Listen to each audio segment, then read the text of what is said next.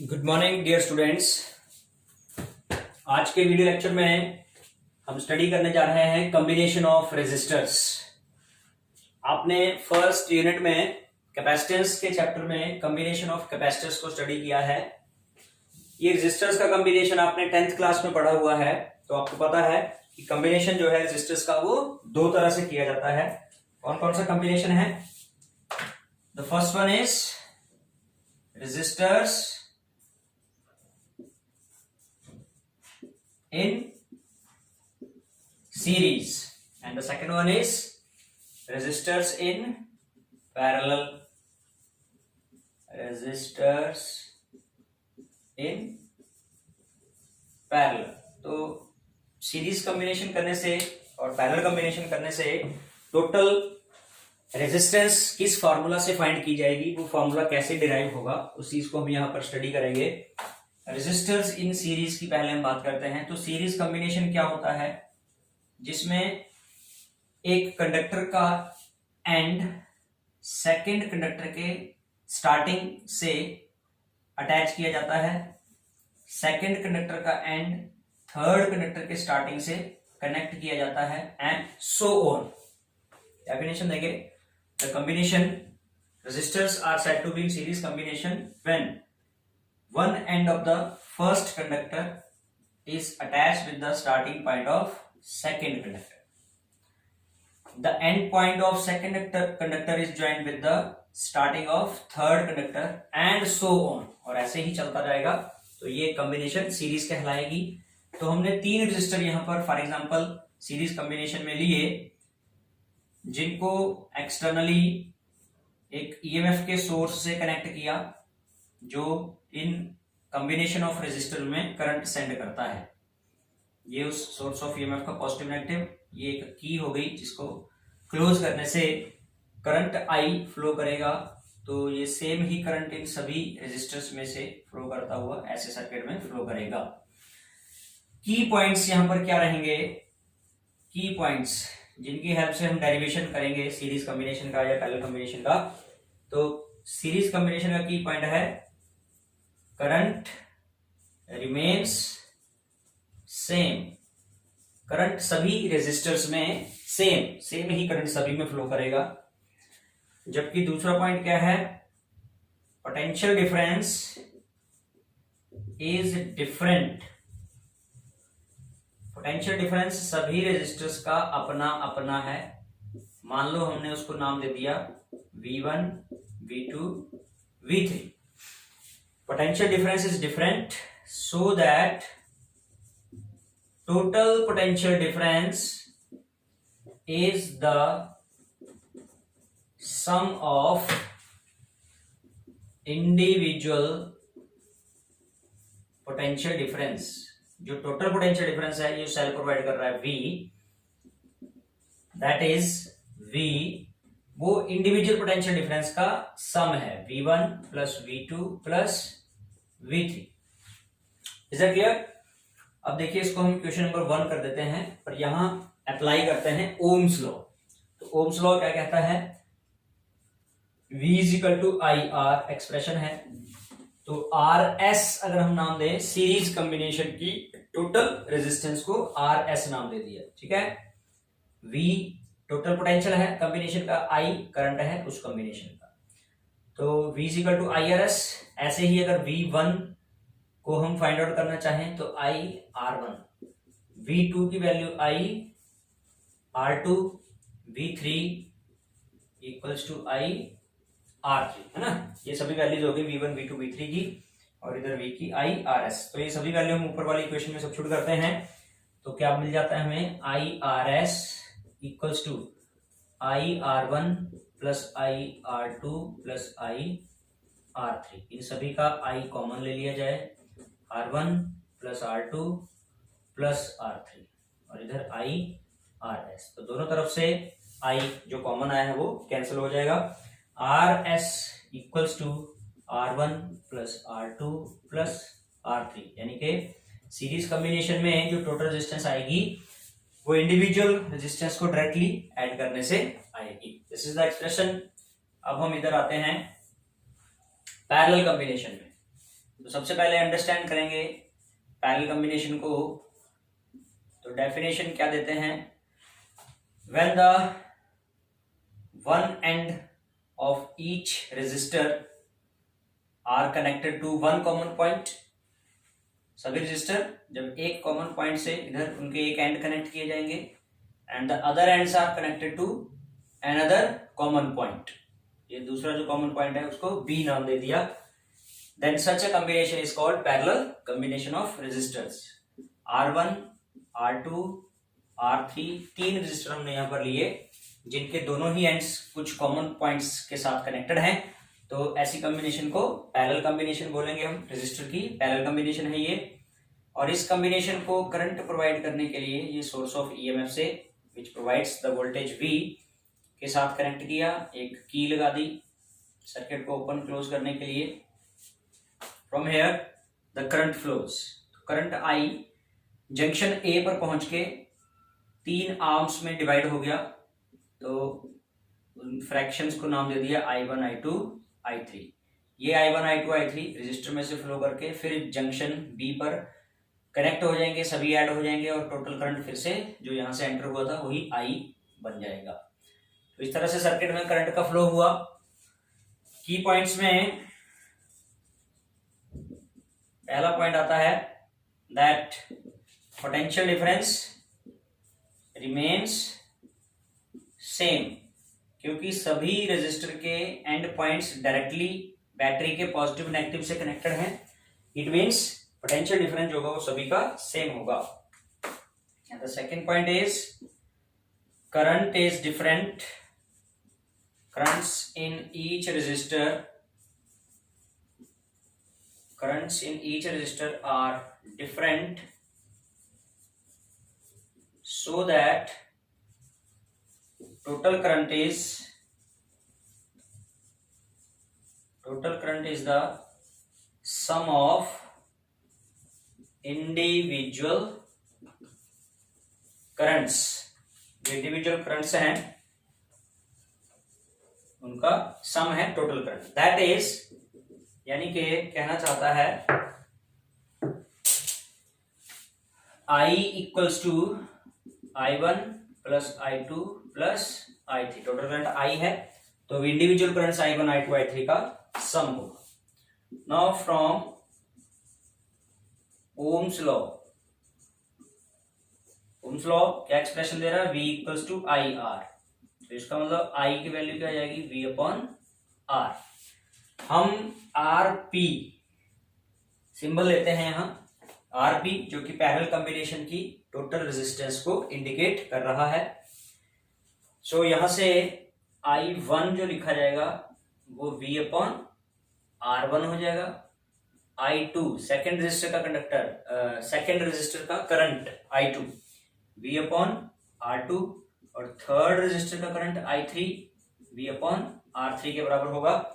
Using all these values in the above equation I1 plus I2 plus I3 वाले में रख देंगे, तो I की जगह आ गया V अपॉन RP, I1 की जगह V upon R1, V upon R2, V upon R3। ठीक है, V कॉमन लेंगे हम inside the bracket 1/R1 plus 1/R2 plus 1/R3, तो V दोनों तरफ से जो कॉमन है वो कैंसिल हो गया। V got 1/RP equals to 1/R1 plus 1/R2 plus 1/R3। ठीक है, तो पैरेलल कॉम्बिनेशन में टोटल रेजिस्टेंस को इस फॉर्मूला से फाइंड आउट किया जाएगा। ठीक है, ध्यान देने वाली बात यह है कि सीरीज कॉम्बिनेशन में रेजिस्टेंस इंक्रीज होगी और पैरेलल कॉम्बिनेशन में जो रेजिस्टेंस डिक्रीज करने के लिए हम इस कॉम्बिनेशन को यूज करेंगे। जो भी इंडिविजुअल रेजिस्टर्स हमारे पास होंगे उनमें उनको जब हम सीरीज में कंबाइन करेंगे तो जो उनमें सबसे बड़ी वैल्यू होगी टोटल वैल्यू उससे भी बड़ी आएगी, और उन्हीं रेजिस्टेंसेस को अगर हम पैरेलल कॉम्बिनेशन कर लेते हैं तो उनमें जो सबसे छोटा रेजिस्टेंस है टोटल रेजिस्टेंस उससे भी कम आएगी। फॉर एग्जांपल ये हम कुछ वैल्यू लेते हैं 2 ओम, 12 ओम, 16 ओम। ठीक है, ये फॉर एग्जांपल हमने तीन रेजिस्टर नाम दे इनको वैल्यू दे दी। तो इनको अगर हम सीरीज में कंबाइन करेंगे तो जो ग्रेटेस्ट वैल्यू है वो है 16 ओम, तो टोटल रेजिस्टेंस 16 से भी ज्यादा आएगी। And if we combine them parallel, तो पैरेलल कॉम्बिनेशन में जो टोटल रेजिस्टेंस होगी जो सबसे कम है 2 ओम है यहां पर, तो 2 ओम से भी कम टोटल रेजिस्टेंस की वैल्यू आएगी पैरेलल कॉम्बिनेशन करने से। इसके अलावा एक मिक्स्ड ग्रुपिंग होता है। मिक्स्ड ग्रुपिंग में कुछ पैरेलल कॉम्बिनेशन रेजिस्टर्स के आगे चलकर कुछ रेजिस्टर के साथ सीरीज में कंबाइन कर दिए जाते हैं। Such a combination is called parallel combination. तो वो इन्हीं का ही पार्ट है, उसके लिए कोई अलग फॉर्मूला नहीं है, वो हमें सिर्फ स्टडी करना होता है कि कौन से रेजिस्टर उसमें सीरीज कंबाइंड है, कौन से पैरेलल कंबाइंड है, उसी के हिसाब से उनमें फॉर्मूला सब्स्टिट्यूट करना है। नेक्स्ट हम बात करते हैं resistors and their colour codes.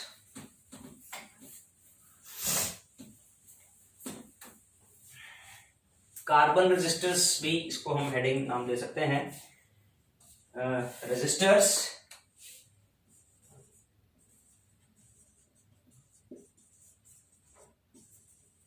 And their colour codes. So देखिए, ध्यान देना है, रेजिस्टर्स दो तरह के हैं। जब हम कमर्शियल रेजिस्टर्स की बात करते हैं जिनको हमने किसी इलेक्ट्रिक सर्किट में यूज करना है, so they are wire bond resistors and carbon resistors. Resistor की मेन कैटेगरी की बात करें तो वायर को लपेट के ऐसे बनाए हुए रेजिस्टर्स, जिनके लिए इस तरह का सिंबल हम यूज करते हैं, ये वाला, तो वायर्स से बने हुए हैं ये। और दूसरे हैं carbon resistors. Wire bond resistors ये वाले, जब हमें सर्किट में रिक्वायरमेंट होती है लार्ज रेजिस्टेंस की तो सीरीज में कंबाइन कर लेते हैं हम उनको, और जब स्मॉल रेजिस्टेंस की जरूरत होती है तो पैरेलल कॉम्बिनेशन कर लेते हैं। अभी अभी हमने सीरीज और पैरेलल कॉम्बिनेशन पढ़ा रेजिस्टर्स का। लेकिन सिचुएशन ऐसी होती है कई बार हमारे पास कि हमें वैल्यू तो रेजिस्टेंस की ज्यादा चाहिए लेकिन साइज स्मॉल होना चाहिए। रेजिस्टेंस लार्ज करने के लिए हम कौन सा मेथड अपनाते हैं? नंबर ऑफ रेजिस्टर्स को सीरीज कंबाइन करते हैं, और सीरीज कंबाइन करने से क्या होता है, उसका साइज बढ़ जाता है। लेकिन हमारी रिक्वायरमेंट है रेजिस्टेंस लार्ज हो लेकिन साइज स्मॉल, जो कि इस तरह से वायर बॉन्ड रेजिस्टर से नहीं ऑब्टेन हो पाता है। तो ऐसी सिचुएशन के लिए बनाए गए कार्बन रेजिस्टर्स। ठीक है, ये रेजिस्टर्स क्ले में कार्बन का एक फॉर्म जो है दैट इज ग्रेफाइट, तो क्ले प्लस ग्रेफाइट को मिक्स करके बनाए गए हैं। ग्रेफाइट की वजह से इसकी कंडक्टिविटी होगी और क्ले की वजह से इसमें लार्ज रेजिस्टेंस होगी। ठीक है, तो इसलिए इनको नाम दिया गया कार्बन रेजिस्टर्स। अब ये कार्बन रेजिस्टर जो हैं साइज में बहुत ही छोटे हैं और इनकी जो वैल्यू है रेजिस्टेंस की वो इनके ऊपर लिखी नहीं जा सकती। इन स्पाइट ऑफ दैट, ऐसा करने की बजाय इनके ऊपर कुछ डिफरेंट कलर्स के बैंड्स लगा दिए जाते हैं और हर एक कलर का अपना एक कोड है, वैल्यू है, उसकी कोडिंग में वो वैल्यू है। तो कार्बन रेजिस्टर के ऊपर वैल्यू को ना लिखकर उसके ऊपर उसकी जो वैल्यू है वो उन कलर्स के बैंड की फॉर्म में लिखी जाती है। And each colour has its code, colour code, और उसी कलर कोड से उसकी वैल्यू को कैसे फाइंड आउट करना है वो हम यहां पर सीखेंगे। How to read the value of carbon resistors. ठीक है, how to read the value of carbon resistor. एक कार्बन रेजिस्टर हमारे पास अगर है तो उसकी वैल्यू को कैसे हमने रीड करना है। तो सबसे पहले पॉइंट नोट करने वाला ये है कि कार्बन रेजिस्टर के ऊपर जो है एटलीस्ट 3 कलर के बैंड्स होते हैं, ठीक है। 4 भी होते हैं, लेकिन 4 होना मैंडेटरी नहीं है, 3 तो होंगे ही होंगे। अब ये 3 जो बैंड्स हैं वो किस चीज को रिप्रेजेंट करते हैं? जो फर्स्ट कलर बैंड है ये फर्स्ट सिग्निफिकेंट फिगर को रिप्रेजेंट करता है। पहला उसकी वैल्यू में जो पहला डिजिट है उसकी वैल्यू फर्स्ट कलर से बैंड से ली जाएगी। सेकंड जो बैंड है वो सेकंड सिग्निफिकेंट फिगर को रिप्रेजेंट करेगा। थर्ड वाला जो बैंड है ये रिप्रेजेंट करता है मल्टीप्लायर को। अभी धीरे धीरे आप सारा समझ जाएंगे मल्टीप्लायर क्या है। मल्टीप्लायर मतलब जो तीसरी साथ में वैल्यू हो इंटू 10⁻⁴ करके लिखी जाती है, मल्टीप्लाई करके इंटू 10⁻⁴। 10⁻⁴ कितनी होगी वो इसके कलर पे डिपेंड करता है, हर एक कलर की अपनी एक वैल्यू है। और चौथा कलर कुछ कार्बन रेजिस्टर्स में होता है और कईयों में नहीं भी होता है। अब जिनमें ये होता है ये रिप्रेजेंट किसको करता है? ये रिप्रेजेंट करता है टॉलरेंस को। टॉलरेंस का मतलब है जितनी वैल्यू हम इसकी इन बैंड्स से लिख रहे हैं उसमें कितना परसेंट प्लस या माइनस वैल्यू को ये टॉलरेट कर सकता है, ठीक है। तो टॉलरेंस परसेंटेज में होगी, प्लस माइनस 5%, 10%, 15% ऐसे होती है। अलग अलग कलर के अलग अलग वैल्यूज हैं, ठीक है। तो 1 बाय 1 हम इसको पहले अंडरस्टैंड करते हैं कि सभी कलर्स के लिए कोडिंग कैसे की गई है। वो यहां एक टेबल हम बनाएंगे जिस टेबल में हम डिफरेंट कलर्स के सिंबल को लिखेंगे, ठीक है। ऊपर हेडिंग में हम लिखेंगे colour of the band, first significant, यहां कलर हो गया colour of band, first significant figure, second significant figure, multiplier and at the last is tolerance। एक एक करके समझना है। तो कलर्स का सीक्वेंस कैसे है?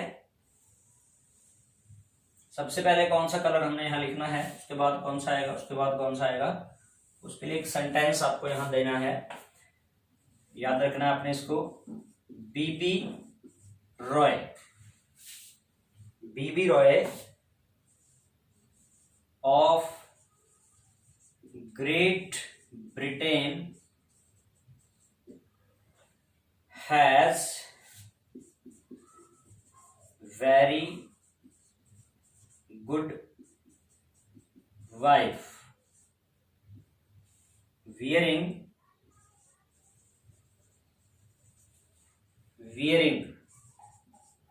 gold, silver ornaments.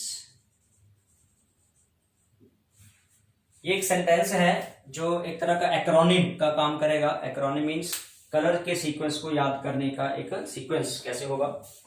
जो जो लेटर यहाँ कैपिटल हैं ये सभी किसी न किसी लेटर किसी न किसी कलर को इंडिकेट कर रहे हैं। B B R O Y तीनों कैपिटल हैं। आर ओ वाई का ये ओ स्मॉल है, जी आ गया उसके बाद, जी फिर B has very good wife. तो ये क्या क्या कलर हैं? सबसे पहले आता है ब्लैक, उसका आता है ब्राउन, ठीक है, दोनों बी ब्लैक ब्राउन।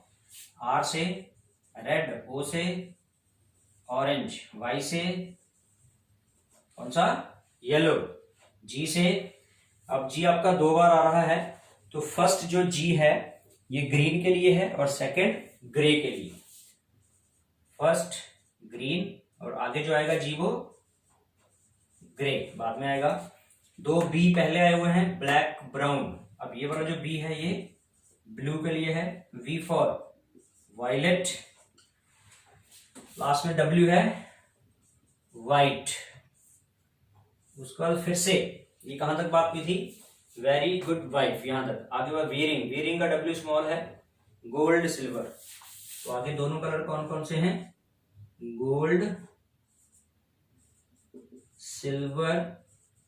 यहां ऑर्नामेंट्स में लिख के हम नेकलेस लिखते हैं लास्ट में। नेकलेस का जो एन है, N stands for no colour, N for no colour. उस सिचुएशन को इंडिकेट करता हुआ जिसमें चौथा कलर जो है वो प्रेजेंट ही नहीं होगा। आपको बताया था कि 3 तो मैंडेटरी हैं और चौथा हो या ना हो, दोनों ही स्थितियां हो सकती हैं। तो ये नो कलर उस समय टॉलरेंस की वैल्यू देगा जब चौथा बैंड नहीं होगा। तो यहां तक का काम था। आगे का काम बहुत सिंपल है। जो डिजिट्स हैं, सिग्निफिकेंट फिगर्स, वो 0 से स्टार्ट होते हैं। 0, 1, 2, 3, 4, 5, 6, 7, 8, 9, 10। कहां तक गए, 9 तक जाएंगे ये, ठीक है। व्हाइट कलर के लिए डिजिट कौन सा आएगा, 9। उसके बाद ये जो गोल्ड, सिल्वर और नो कलर 3 आए, इनके लिए सिग्निफिकेंट फिगर नहीं, ये तीनों टॉलरेंस के लिए हैं। गोल्ड के लिए टॉलरेंस है ±5%, सिल्वर के लिए है ±10%, और नो कलर के लिए है ±20%। ये 3 आ रहे हैं इधर, gold, silver and no colour, ठीक है। इनको एक बाउंड्री यहां से अलग खींच दो।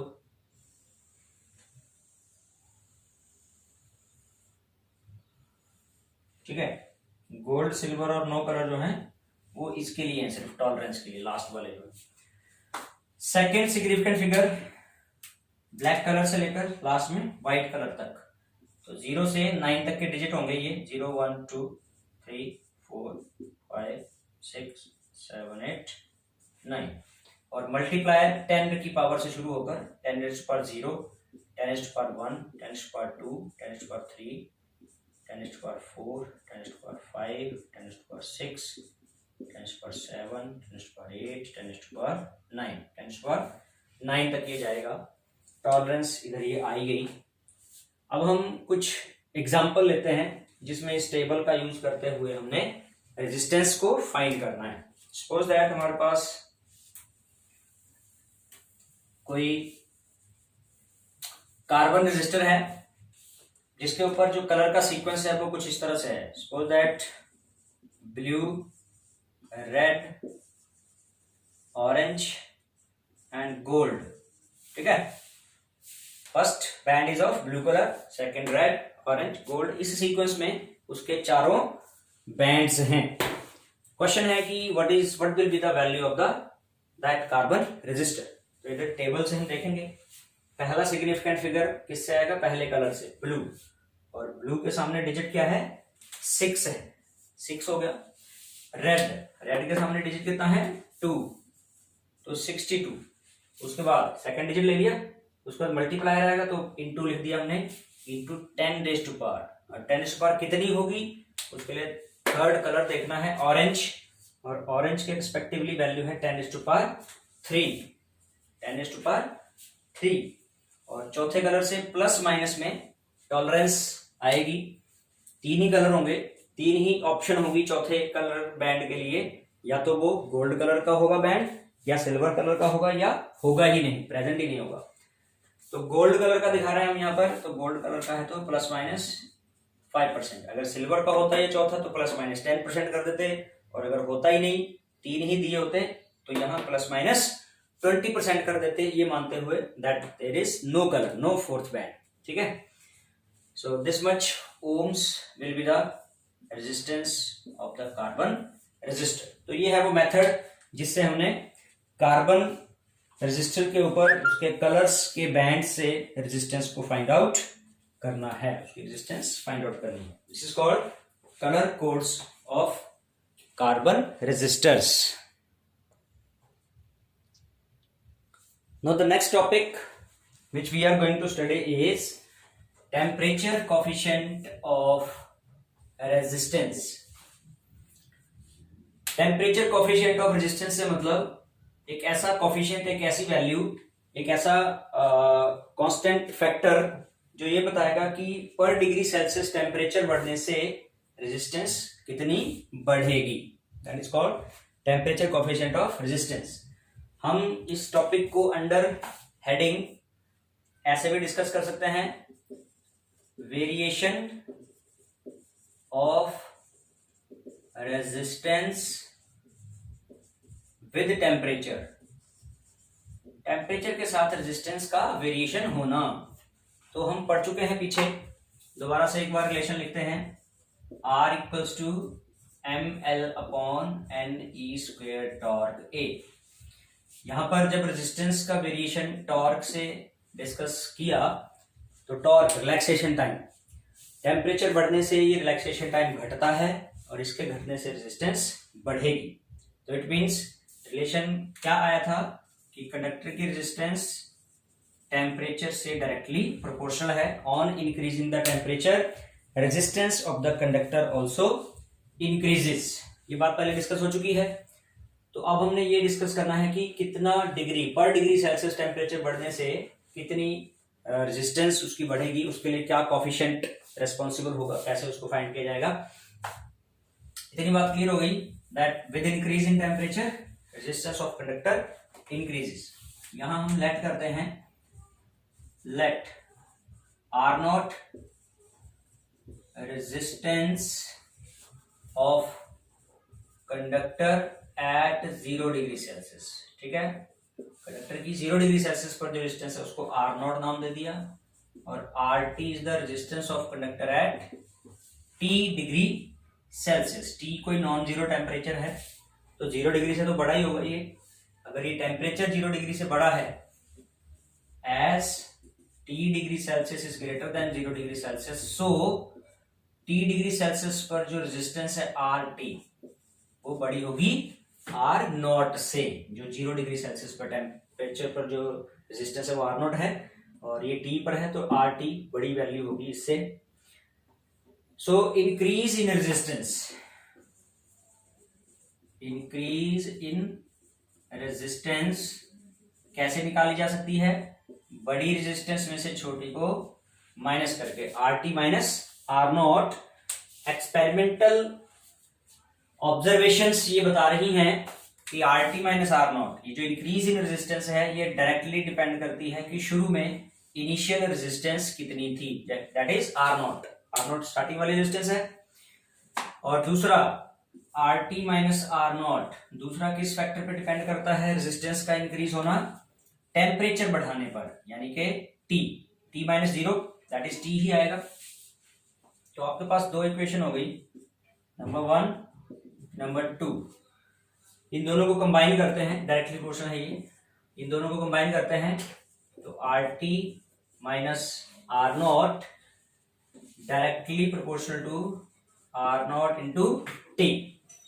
प्रोपोर्शनलिटी साइन को हटाया तो एक कांस्टेंट जो यहां आया that is alpha, alpha R0 T, RT minus R0 equals to alpha R0 T।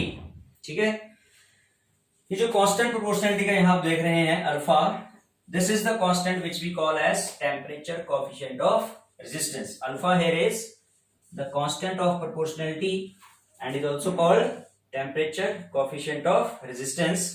Formula क्या आ जाएगा इसका, alpha equals to RT minus R0 divide by R0 T।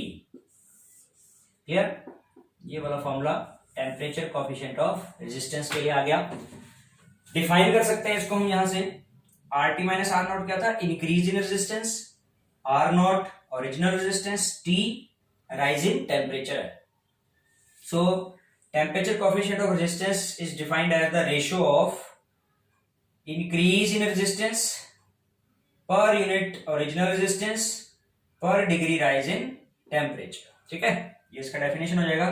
जहां तक बात है इसके SI यूनिट की, SI यूनिट, तो RT माइनस R0 ये दोनों रेजिस्टेंस का डिफरेंस है, ओम में आ जाएगा। नीचे R0 का यूनिट भी ओम में होगा, वो दोनों कट जाएंगे, यूनिट किसका बचेगा फिर, टेम्परेचर का। तो अगर टेम्परेचर डिग्री सेल्सियस में है तो यूनिट बन जाएगा पर डिग्री सेल्सियस, और अगर केल्विन में है तो पर केल्विन, ऊपर आके माइनस हो जाएगा पावर उसकी, ठीक है।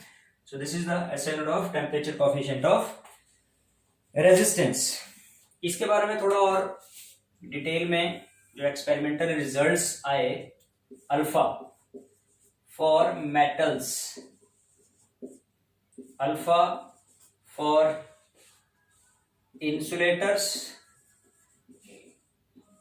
and semiconductors and alpha for alloys। ध्यान देना है, 3 सिचुएशन में इसकी वैल्यू के बारे में थोड़ा सा डिस्कशन है। Alpha for metals is large positive.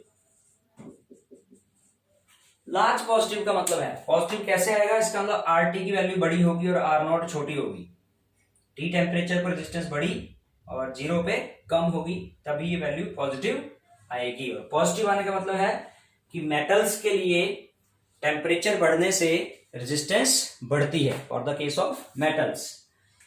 बात करें इंसुलेटर की और सेमीकंडक्टर की, तो यहां जो अल्फा है, alpha for insulator semiconductor is negative.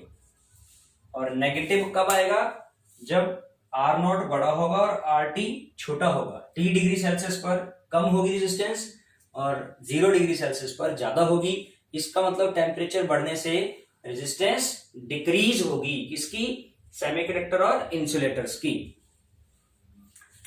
आगे एलॉयज की बात करते हैं, तो एलॉयज के लिए अल्फा की जो वैल्यू है वो नेग्लिजिबली स्मॉल है, very very small, negligibly small.